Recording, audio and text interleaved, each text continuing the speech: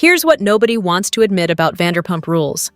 Every strong woman on that show was once the villain, until Bravo decided she was profitable.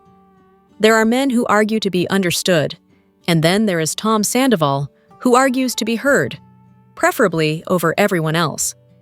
His method is simple: crank the volume, inflate the indignation, and hope the noise drowns out the hollowness of his point. Watching him turn red-faced and vein-popped during the Season 8 reunion, screaming, "I never, ever, ever, ever did that, ever," as though repetition might make it true, feels less like a defense and more like performance art from a man whose only muse is his own ego. The louder Sandoval yells, the less credible he becomes. It's the logic of every blowhard who mistakes volume for conviction. The great irony is that his shouting isn't the sound of certainty. It's the alarm bell of insecurity. He yells because he's cornered, exposed, or terrified someone might notice the cracks in his carefully lacquered facade. Each outburst is an attempt to reassert control, to perform dominance rather than earn it. Unfortunately for him, the act fools no one. His signature move, lecturing others about emotional responsibility while simultaneously having the tantrum of a sugared-up toddler, is almost poetic in its absurdity. When Ariana once told Stassi she'd hurt her feelings, Sandoval leapt in to deliver a self-help sermon. "No one can make you feel any way, it's a fact." The certainty with which he declared this nonsense was only matched by the stupidity of the statement itself. It's the kind of pseudo-intellectual psychobabble favored by men who've read one self-help book and decided they're licensed therapists. His facts dissolve under the lightest scrutiny. People can make you feel something, Tom, and you're the living proof. But perhaps the true comedy lies in the delivery. That nasal, over-enunciated lisp, paired with a theatrical, performative rage, gives each tirade the emotional depth of a community theater audition when he yells, "You need to take accountability," only to follow it with, "I aim, stop, One half expects the director to call cut and ask for a second take with less desperation. The tragedy is that this isn't acting. This is Sandoval in his natural habitat, a man convinced that melodrama equals masculinity. And then there's the crying. No one cries quite like Sandoval, half mascara, half martyrdom. His tears are never spontaneous. They arrive on cue, perfectly timed to remind the room he's the misunderstood hero of his own soap opera. The result is unintentional comedy, a spectacle so self-serious it circles back to parody. It's not anger, it's choreography. His behavior toward others has long bordered on emotionally abusive, though cleverly disguised under the guise of passionate argument. His weapon isn't logic, it's exhaustion. He wears down his opponents with circular reasoning, constant interruptions, and sheer decibel levels until they give up entirely. It's not winning an argument, it's bullying people into silence. Ariana herself later admitted that he coached her to never let anyone finish a sentence. It's the manifesto of every manipulator: talk over, not with. Sandoval's theatrics would almost be funny if they weren't so transparently manipulative. His yelling, his teary monologues, his desperate attempts to control every narrative, they're all symptoms of a man who performs sincerity but lacks substance. Every moment of vulnerability feels rehearsed, every apology a press release. What he calls passion is merely panic in costume. Even his so-called loyalty, his ride-or-die allegiance to whichever male friend was most convenient, reeks of self-interest. His support of James Kennedy, no matter how vile James behaved, wasn't friendship, it was strategy. Sandoval aligns himself with chaos because it distracts from his own. He hurls lowest blows under the guise of righteousness, as when he attacked Jax by weaponizing his relationship with his mother. An act of cruelty that stripped away whatever moral high ground he fancied himself occupying. The loudest moralists often have the dirtiest hands. What makes Sandoval particularly insufferable is his conviction that performance equals authenticity. His outbursts, his overwrought monologues, his obsession with optics, each screams insecurity. Beneath the eyeliner and rehearsed sincerity is a man terrified of being ordinary. His obsession with control bleeds into every corner of his existence, from his friendships to his romantic life. Even his grammar insists on dominance. He always lists himself first. Me and Ariana, me and Schwartz. A linguistic ego trip if ever there was one. And yet, despite this exhausting bravado, there's a pathetic quality to Sandoval. Watching him yell himself hoarse, red-faced, and trembling with misplaced conviction is like witnessing a child insist the sky is green. It's not anger, it's fear dressed as confidence. Each scream, each overwrought declaration is a plea to be believed. Unfortunately, the louder he gets, the more transparent he becomes. Ariana Maddox's long tenure beside him feels, in retrospect, like an endurance sport.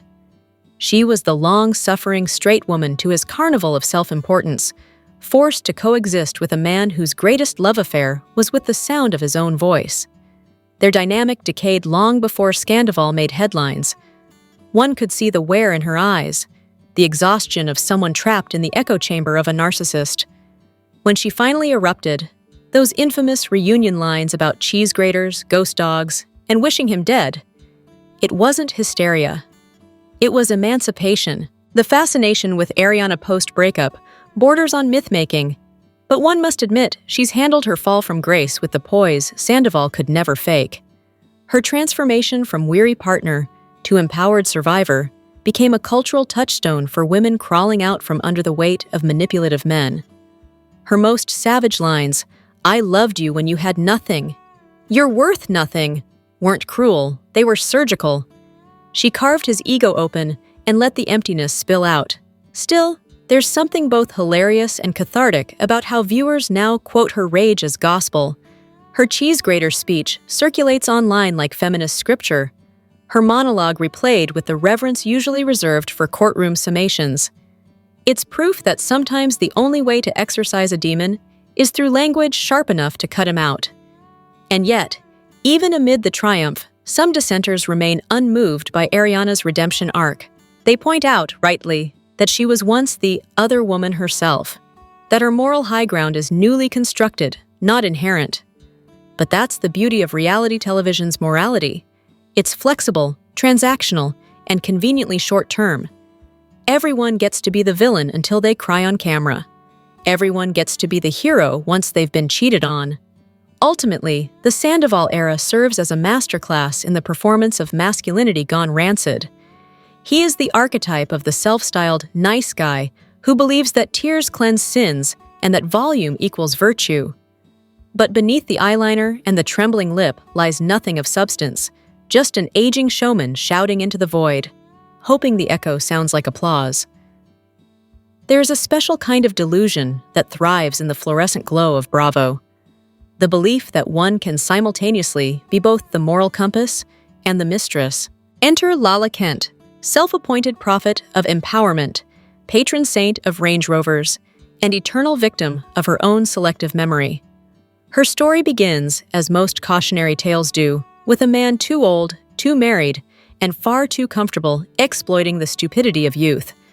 Randall Emmett, the name itself evokes the faint scent of litigation and protein powder, was Hollywood's least subtle cliché, a midlife crisis mogul with a wallet full of NDAs and a yacht full of bad decisions. And Lala, barely 25 and brimming with ambition, stepped directly into his orbit like a moth toward a Range Rover's headlights. What followed was not a romance. It was a transaction dressed in designer labels. Lala called it love. The rest of the world called it what it was, a sponsorship.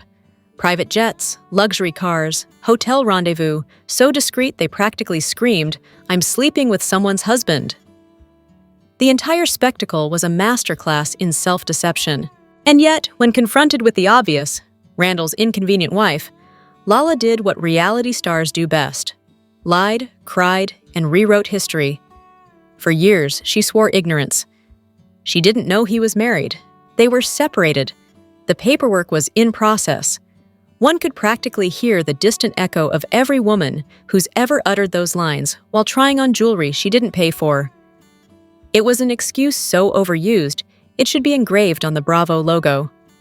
And still, the performance continued, defiant, self-righteous, utterly delusional. Lala didn't just deny wrongdoing, she weaponized victimhood. Even when presented with evidence, hotel meetups, secrecy, the cast literally telling her he was married, she clung to her innocence like a Birkin bag. Then, when the facade inevitably collapsed and Randall revealed himself to be as greasy as his hairline, Lala performed her favorite act, the moral resurrection. Overnight, she transformed from other woman to survivor of manipulation, preaching to the same audience she once deceived. The audacity was biblical. It would be impressive if it weren't so transparent. She rebranded her hypocrisy as growth, her opportunism as empowerment. One could practically hear the ghost of George Orwell whispering, "All affairs are equal, but some are more equal than others." The most galling part is not that she lied. It's that she pretends the lying was somehow part of her feminist journey. Her Lauren from Utah persona, wide-eyed ingenue turned truth-teller, has become one of Bravo's longest-running scams. This is a woman who once bragged on national television about sucking duck for Range Rovers, and now lectures others on moral integrity. She accuses co-stars of being disgusting for behavior she herself pioneered. In her world, hypocrisy isn't a flaw, it's a brand. And yet, she remains curiously bulletproof. While others, say Scheana or Raquel, are torn apart for their infidelities, Lala somehow sidesteps mass condemnation, protected by her newfound mother warrior identity. The Bravo audience, ever eager for a redemption arc, laps up her sermons as if spiritual amnesia were part of the healing process. Apparently, all sins are forgivable once you've given birth and started a podcast. Of course, there's no denying that Randall was a walking cautionary tale in his own right. He played both women like instruments, tuning each to his preferred key of delusion. He was the type of man who collects NDAs the way others collect parking tickets, a Hollywood caricature who mistook grooming for romance. It's not hard to believe he manipulated Lala. He's precisely the type who thrives on power imbalance. But acknowledging manipulation doesn't absolve her of complicity. The moment she began weaponizing the narrative, she forfeited sincerity for spin. What makes this saga particularly infuriating is the gender double standard it exposes. Tom Sandoval manipulates Ariana for a decade, and he's a monster. Lala sleeps with a married man for luxury goods, and she's a young woman finding her power. Bravo feminism at its finest. Moral accountability for thee. Redemption arcs for me. The entire discourse around Lala reveals a peculiar cultural blind spot, the refusal to admit that women, too, can be predators in prettier packaging. There's a reason viewers oscillate between defending and despising her. She mirrors a truth few like to acknowledge. She is both victim and perpetrator, both manipulated and manipulative. Her moral compass spins so violently it could power a small city. Her relationship with Randall was a collaboration of delusions. He sold her a fantasy of maturity and status. She sold him youth and adoration on demand. When the illusion crumbled, she did what any seasoned reality star would: burned the bridge and filmed the ashes. The problem isn't that she left, it's that she turned the wreckage into a sermon. Every interview, every podcast, every crocodile tear carries the faint echo of self-justification. I was young, I was naive, I was groomed.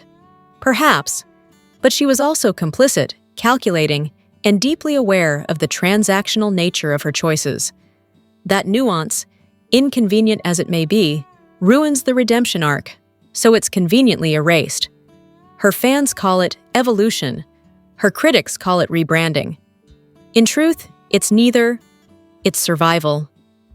In the Bravo ecosystem, the most adaptable species are those who can weaponize their own shame. Lala mastered that art. Today, she sits atop her podcasting throne, dispensing hard-earned wisdom while pretending the Range Rover chapter was merely character development. She calls it empowerment. The rest of us call it convenient amnesia. But the hypocrisy doesn't stop at her. The show itself cultivates a moral hierarchy so warped it could be studied in a sociology course. When men cheat, they're monsters. When women cheat, they're misunderstood. When a man lies, he's manipulative. When a woman lies, she's protecting her peace. The audience cheers for vengeance, not virtue, and every scandal becomes another opportunity for a woman to monetize her pain while calling it progress. And yet, buried within the chaos is one uncomfortable truth. Everyone on Vanderpump Rules is a mirror of someone's worst instinct. Sandoval's performative rage, Ariana's delayed awakening, Lala's opportunistic reinvention, they're all just variations of the same disease, the desperate need to look righteous while behaving like a villain. Reality television has always rewarded hypocrisy. This show turned it into high art. Still, there's something undeniably fascinating about watching Lala weaponize motherhood as her latest shield. She positions herself as the wise survivor, the phoenix rising from a pile of NDAs and unpaid child support, delivering sermons about female strength while conveniently forgetting the women she once degraded. She warns others not to trust broken men, while having built an entire career on their bank accounts. It's performance feminism, empowerment sold in a designer bottle. Her greatest trick, however, is convincing the audience that she's evolved while continuing the same behavior in new packaging. The same arrogance that once sneered, "The best thing you'll ever do is fuck Lala," now delivers pseudo-therapeutic monologues about healing and boundaries. The sentences are different, but the subtext remains. I am superior because I survived the mess I made.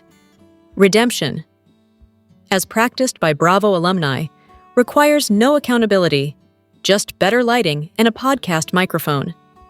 To her credit, she's not wrong about everything. The industry does prey on young women. Older men do exploit inexperience. Power imbalance is real, and grooming doesn't vanish once someone turns 18. But Lala's failure, and perhaps Bravo's collective failure, is in pretending those truths erase personal responsibility. Victimhood is not a blanket absolution. It's context, not conclusion. Even those who defend her do so with uneasy caveats. They talk about the fog of being young and flattered, about how intoxicating it is to feel chosen by someone older, wealthier, important. They're right, it's seductive. But seduction doesn't cancel awareness. Lala wasn't tricked into secrecy, she chose it. She wasn't shielded from the truth, she ignored it. Every gift, every flight, every "don't say my name on camera" moment was a red flag she mistook for romance. And now, years later, she performs the penance tour, apologies dressed as empowerment, cautionary tales sprinkled with self-promotion.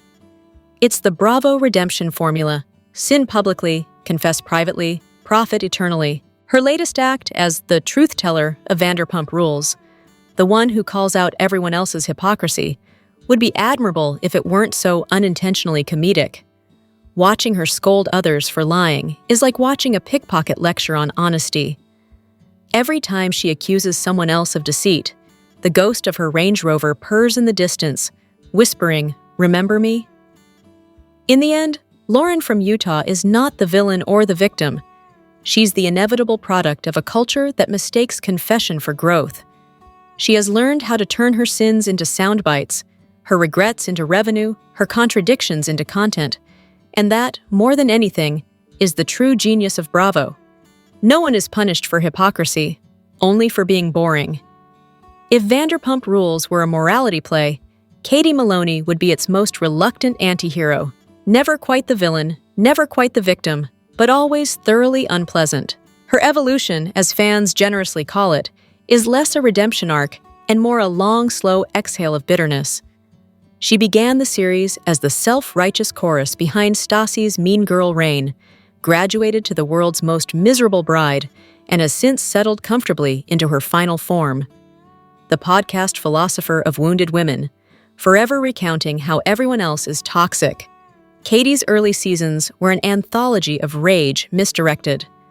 Her favorite pastime was policing other women's behavior, a hobby that combined the worst of Utah repression with Los Angeles insecurity.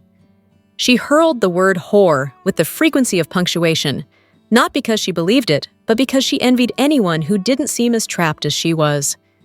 It wasn't about morality, it was about projection. While other women flirted, drank, and danced, Katie simmered in a cocktail of jealousy and resentment, all while tethered to Tom Schwartz, the human embodiment of a shrug. Schwartz, of course, was the perfect partner for her pathology. His genial cowardice, marketed as charm, allowed Katie to direct her fury elsewhere while he poured beers on her head and blamed alcohol for every betrayal. Together, they were a case study in mutual paralysis, two people too afraid to leave, too miserable to stay, and too drunk to notice. Every fight was foreplay for another season, every tear a ratings boost. Their relationship wasn't love, it was Stockholm Syndrome with better lighting. Yet in the perverse moral logic of Bravo, endurance passes for virtue. Because Katie stayed, because she tried, she became the patron saint of perseverance, while Schwartz was painted as the bumbling, misunderstood puppy. It took nearly a decade, and an on-camera divorce, for viewers to retroactively decide that maybe, just maybe, pouring a drink on your fiancé wasn't cute. Only after she escaped him did she earn the title of strong woman. Apparently, misery only counts once it's marketable. But even freedom couldn't detoxify Katie's personality. Her rebrand as the newly enlightened single woman was undercut by the same condescending tone that had long defined her. She insists she's grown, yet every episode suggests otherwise. Whether it's mocking other women's appearances or issuing unsolicited critiques of strangers' love lives, her sense of superiority remains untouched. The only difference now is that it's wrapped in the language of self-care. Boundaries, she calls it. Everyone else calls it pettiness with better PR. Her defenders point to trauma, a traumatic brain injury, years of emotional abuse, a toxic friend circle, as justification. Certainly, those factors shaped her behavior. But trauma explains. It doesn't absolve. Katie has weaponized victimhood as deftly as Sandoval weaponized volume. Her cruelty is no longer spontaneous. It's curated. She claims to call it like it is, but what she really does is call it like she feels, mistaking her bitterness for truth-telling. And then there's her long-standing codependency with Stassi Schroeder, the show's original tyrant, a woman who managed to make narcissism look almost aspirational. Together, they were the blonde and the blunt. Stassi played the glamorous despot, Katie her faithful enforcer. Their friendship functioned less like a bond and more like a regime.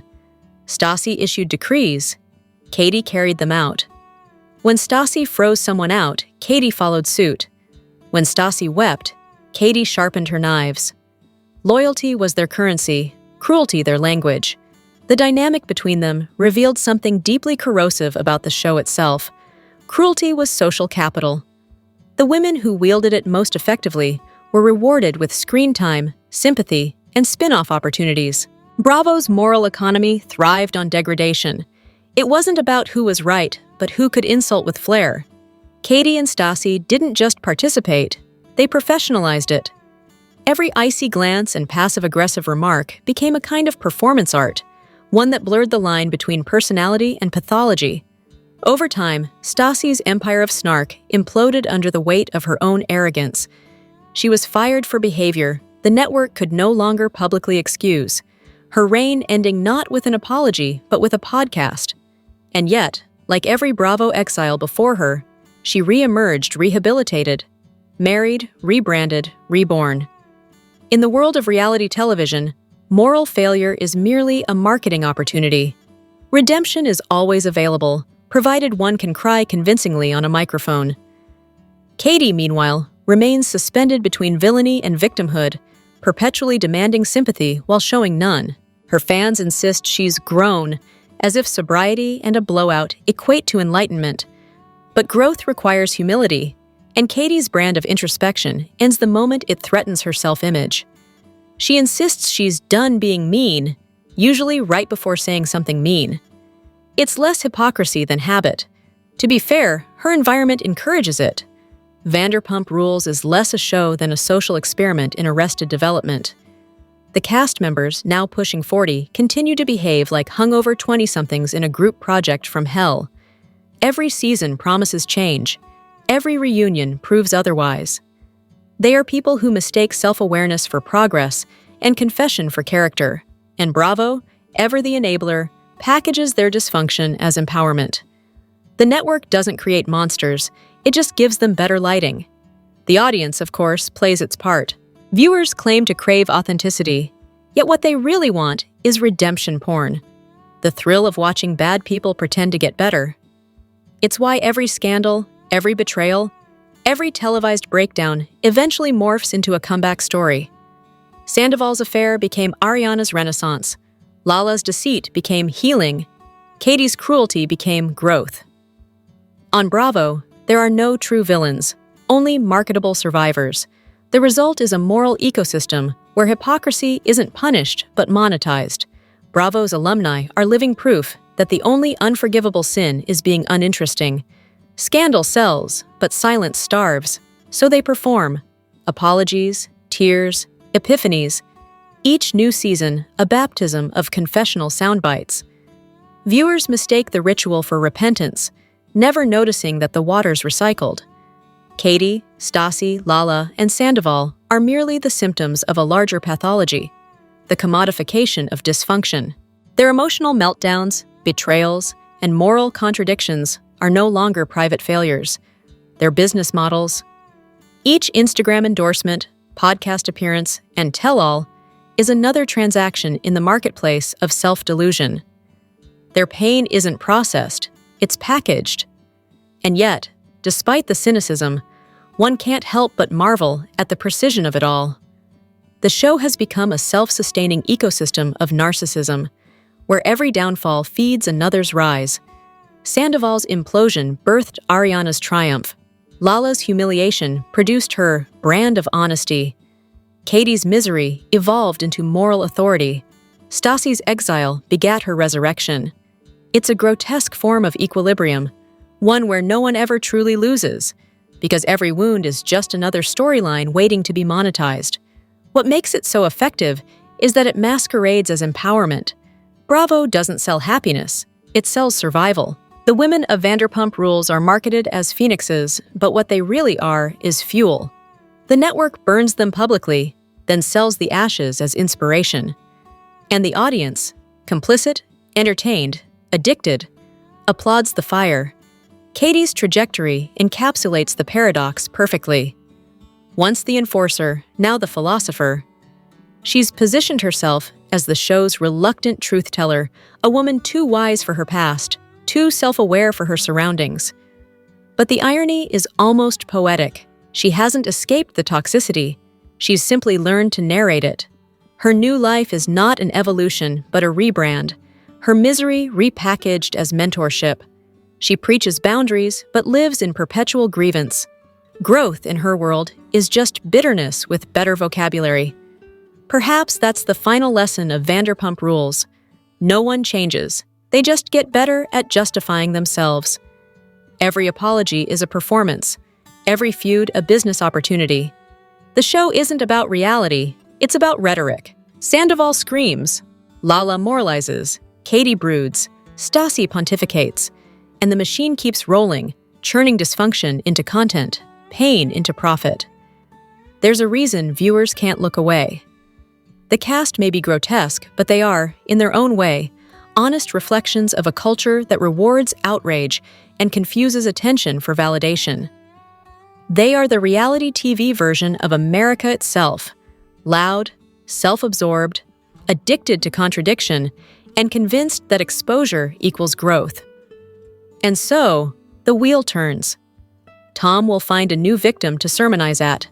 Lala will discover another man to blame for her own reflection. Katie will sigh into another microphone about her latest moral awakening. And Stassi, somewhere, will insist she's been misunderstood again. Each convinced they've changed, each proving they haven't. It's not just a show, it's a mirror. And what it reflects isn't flattering.